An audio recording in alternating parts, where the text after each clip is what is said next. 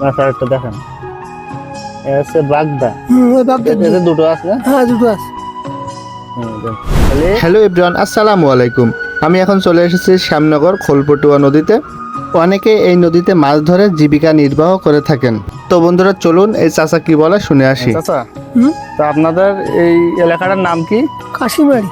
দেখলাম অনেকে ঘের বাড়ি করে, অনেকে কিন্তু মাছও ধরে। হ্যাঁ এই যে সবাই মাছ অধিকাংশ চাষ। মানুষ মাছ চাষ করে। অধিকাংশ লোক সব মাছের চাষ। এই মাছ ধরে আপনার দৈনিক কি রকম টাকা ইনকাম হয় এতে? ও হয় 300 হয়, 400 হয়, আবার বেঁধে গেলে 500 হয়। এই কাজ করার পাশাপাশি অন্য কাজ কি করেন? ও ওই ঘের আছে, আর আপনার কাজ করি। ঘের কতটা আছে? এই গিলে আছে 9 বিঘি, আর খোলা আছে 1.5 বিঘি। তাহলে এটা আছে অবসর সময় মাছ ধরেন। মাছ আরেকটা দেখেন, এ হচ্ছে বাগদা। ওই বাগদা এতে দুটো আছে না? হ্যাঁ দুটো আছে। দেন। তাহলে 1000 মাছ কত আসবে? 700 টাকা। এই 1000 মাছ কোনোবার ধরতে পেরেছেন কোনোদিন? ও গো হয় হয়, তাই এখন না, এখন মানে এখন না।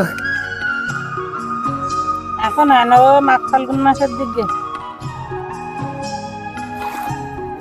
সার্ভিসটা মাছ ধরিস তো কেন?